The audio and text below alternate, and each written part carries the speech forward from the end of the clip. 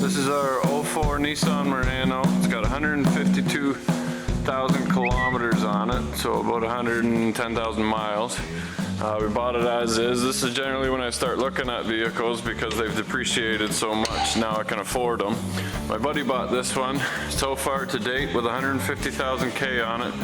It's had a new transmission. It's a CVT transmission because they were prone for problems.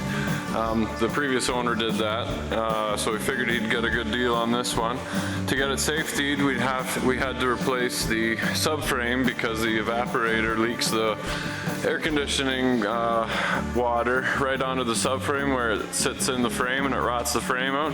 And now we're replacing the engine because it's got a loud knock, head gasket gone, all the oil went through the exhaust, screwed up the catalytics, screwed up the O2 sensors, and we're gonna have to pull this engine out. Now, it won't be too bad of a job because it's been taken apart so many times that all the bolts should come out nice and easy. But what we're gonna have to do is take the hood off, drain the fluids, disconnect the drive shaft going to the back, and see if we can get this air conditioning off without draining all the air conditioning, and then we're gonna have to take this cowling off.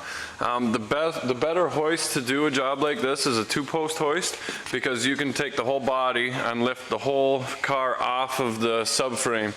Now I work on a lot of trucks, so I've got a drive-on hoist because it's much quicker to get the trucks in the air.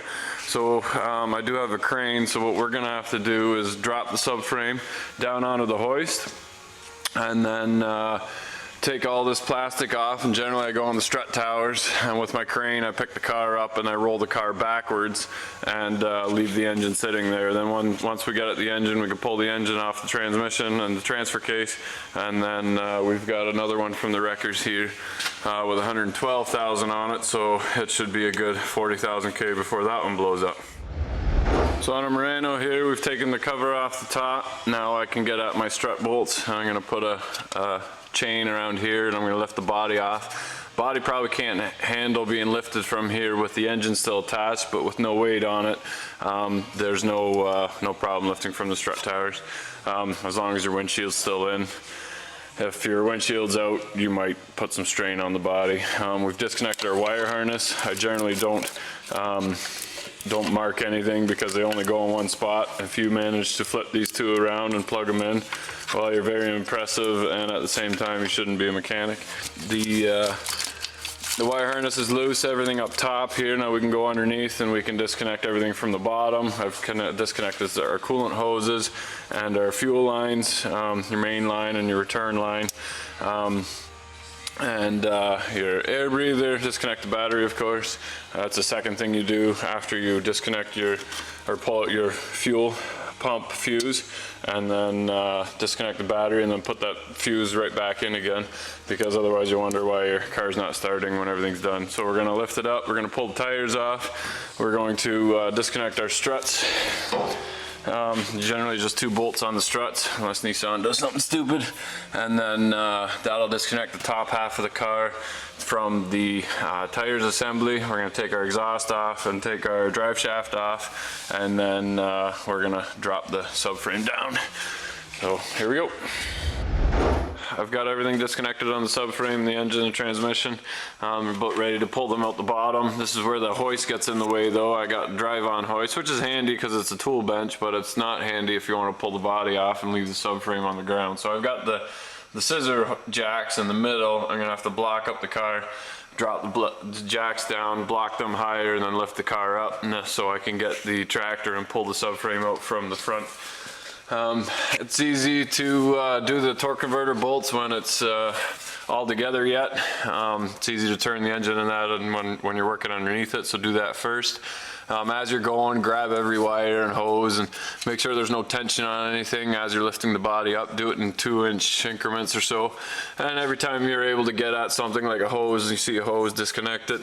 Nice and easy to do now compared to when it's behind the bumper later. The wiring is a real pain because they use all these little squeeze together tabs that go through a hole, and then they zip tie on the other end, so you have to go in behind and squeeze these together and pull them out.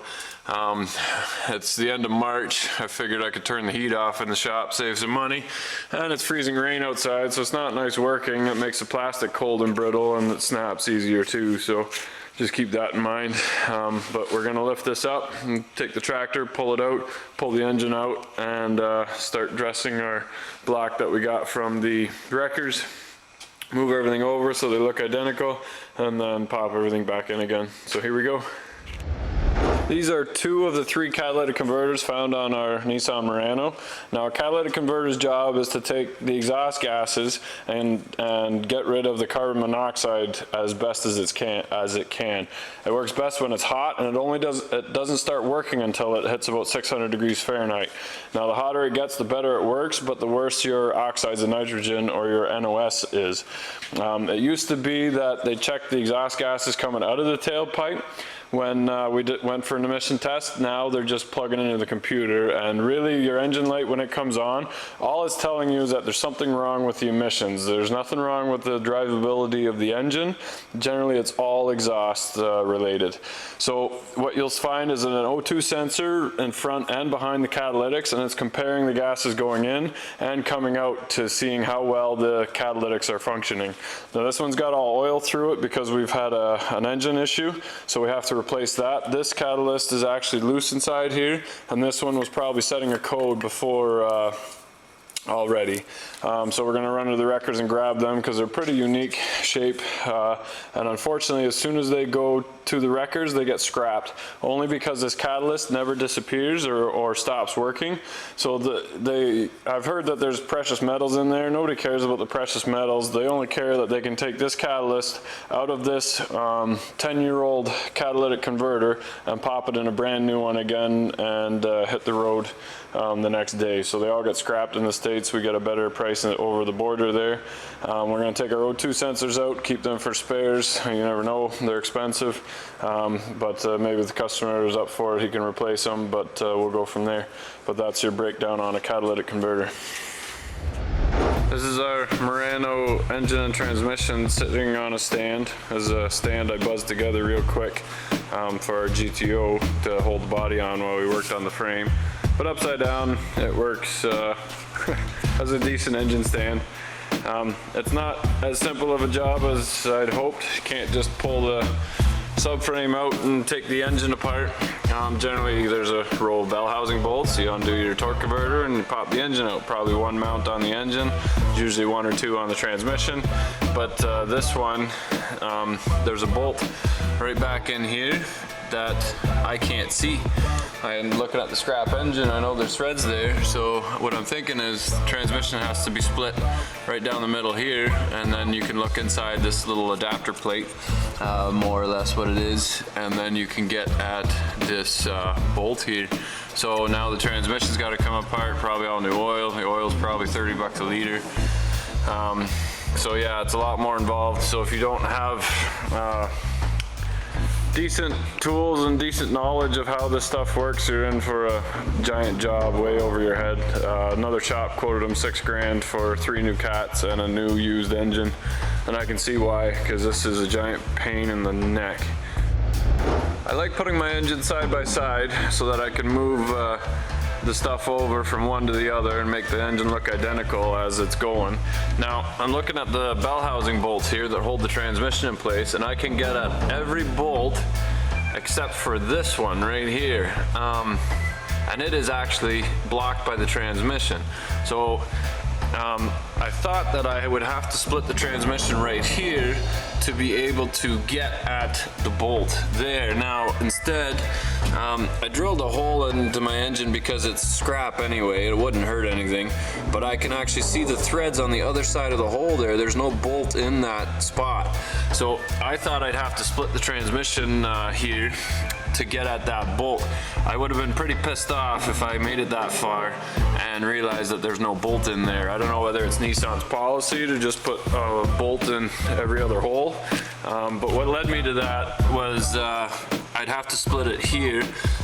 You can see a crack there, and you can see that the molding comes out. There's a bolt here. Now I took the starter off and I could feel the head of the bolt, and I wouldn't be able to get that bolt out because it would hit the torque converter. So obviously there's a way to split this transmission from this engine without taking that bolt out, and thankfully there was no bolt in there to begin with. So now I can smile, 6 hours less worth of work, no chance of blowing up that transmission because I took it all apart. So I'm gonna go have lunch and enjoy it, because that was stressing me out for a little bit. So this is the project at its most disassembled. The engine is out from our front assembly. Pretty straightforward. Once I realized that there was no bolt in this hole. That was one I could not get at. But the rest of the holes are easy enough to get at. I had to disconnect my four-wheel drive, or the transfer case going to the rear axle, just so that I could get the oil pan around the corner here. No big deal. We always spill a little bit of coolant because it always ends up in the back corners there, so I do always make sure the cats are outside. It's not a nice death and it tastes very sweet, so they do like it. So we're going to clean up the mess. We're going to switch everything over from this old engine onto our new engine.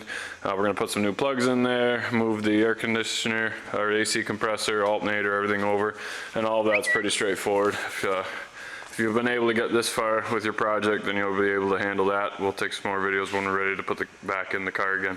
So here we go. So follow a variety of projects that include conversions and repairs to anything from Ferraris to chainsaws. And check out the Tape Boss, my newest invention that's coming to market. And remember, if you're not filthy, you're not rich.